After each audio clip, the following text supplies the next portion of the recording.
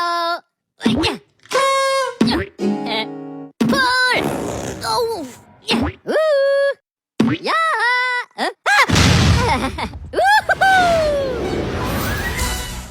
Assalamualaikum warahmatullahi wabarakatuh. Perkenalkan, nama saya Eka Ririn Marantika, NIM B0222028. Di sini saya akan menjelaskan tentang martabat 7 dalam Serat Wirid Hidayat Jati karya Ronggo Warsito. Pada materi ini kita akan membahas pengertian martabat 7. Martabat 7 adalah salah satu ajaran tasawuf yang mulai populer di Nusantara sejak awal abad ke-17. Ajaran ini pertama kali disebarkan oleh Syamsuddin As-Sumatrani, seorang mufti di Kesultanan Aceh. Ajaran ini berdasarkan buku At-Taufat Al-Mursalah ila Ruh An-Nabi karya Muhammad Al-Burhani, seorang sufi dari Gujarat, India. Selain itu, pandangan sebagian para sufi tentang penciptaan alam dikenal dengan martabat 7.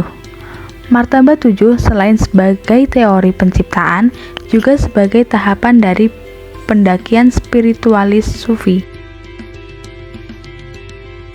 Martabat 7 dibagi menjadi 7 tingkatan. Yang pertama, Alamul Ahadiyah. Alamul Ahadiyah adalah alam kosong sebelum makhluk. Sebab Allah tidak membutuhkan tempat. Alam ini adalah martabat pertama Allah Subhanahu wa Ta'ala yang mutlak sendiri. Hanya zat semata, belum disertai sifat dan belum mencipta atau memberi apapun. Zat yang kedua adalah Alamul Wahdah.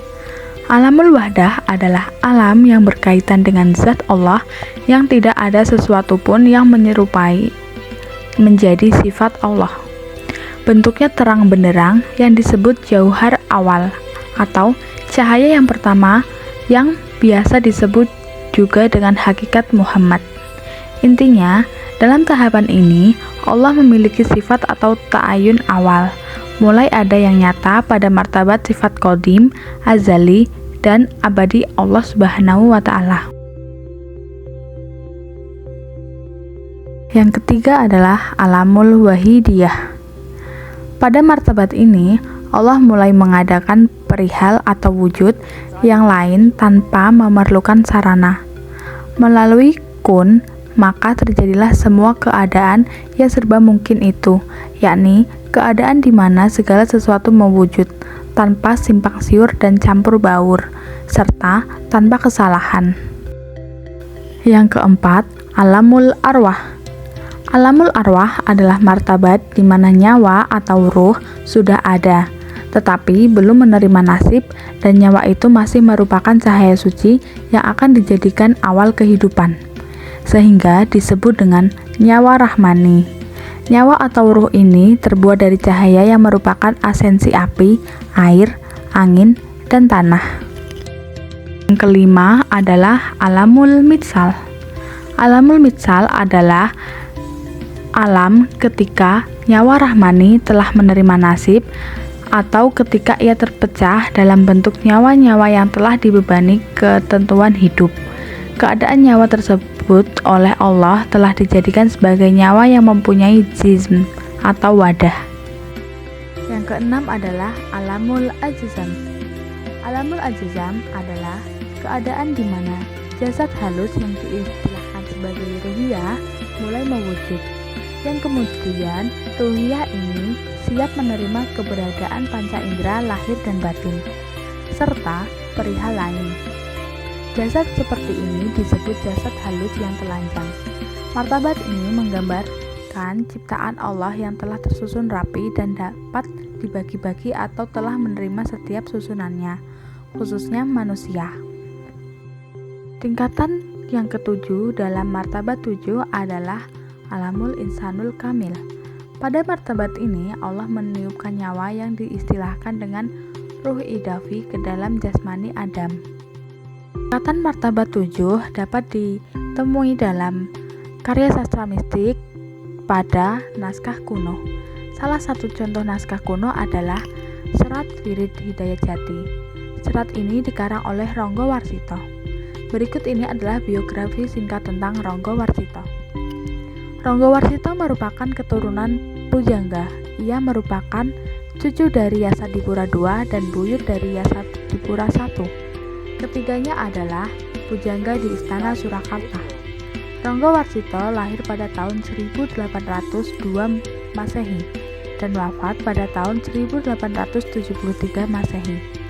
Hal yang menarik dari Ranggawarsita ini, selain hidup di dalam lingkungan pujangga dan kesusastraan Jawa, ia juga dikirim secara khusus ke pesantren yang terletak di kota Ponorogo. Saat berada di pesantren, Ranggawarsita kurang rajin dan dalam mengkaji ilmu agama dan bahasa Arab. Setelah kakeknya Yasadipura II meninggal dunia, Ranggawarsita diangkat menjadi pujangga istana. Karena kedudukannya itulah, Ranggawarsita bertugas untuk menyusun serta mengembangkan kebudayaan dan kesusastraan Jawa.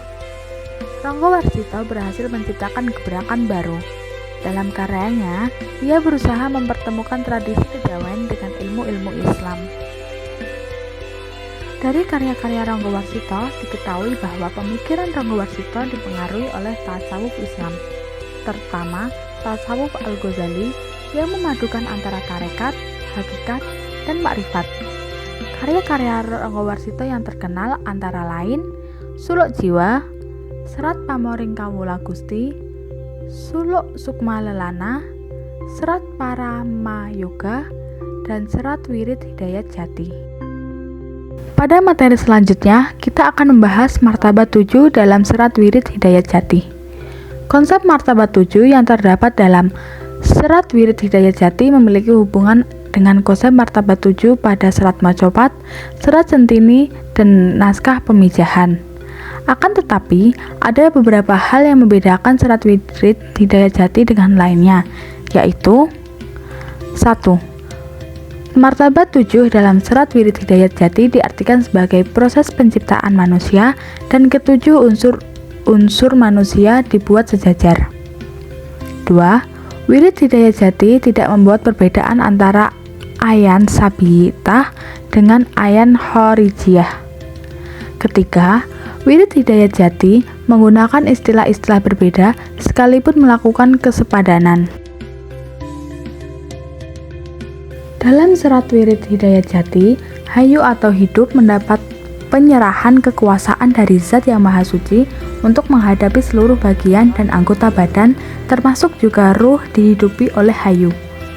Selain itu, dijelaskan juga bahwa tujuan hidup manusia harus berusaha bersatu dengan Tuhan.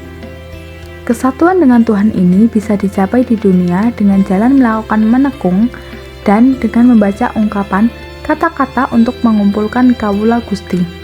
Akan tetapi, kesatuan kembali dengan Tuhan yang sempurna adalah sesudah mengalami masa ajal atau mati. Istilah menekung dalam Wirid Hidayat Jati memiliki kesamaan dengan jalan tasawuf Islam, yaitu via kontemplatif. Sebagaimana diketahui bahwa dalam tarekat terdiri dari dua bagian, yakni mujahadah yang berupa renungan batin dan riyad atau latihan ruhani. Untuk yang pertama, dalam istilah mistik disebut dengan via purgatif, sedangkan yang kedua disebut dengan via kontemplatif.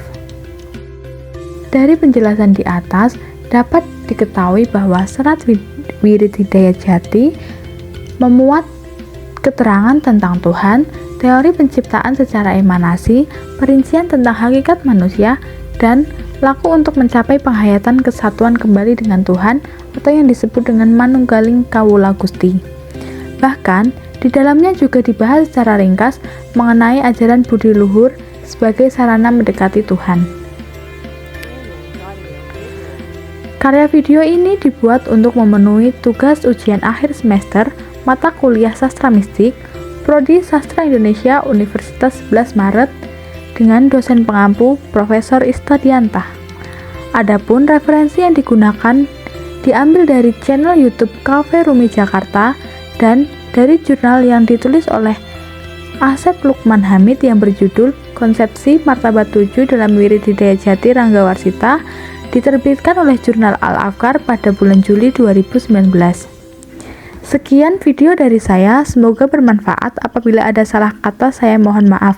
Wassalamualaikum warahmatullahi wabarakatuh.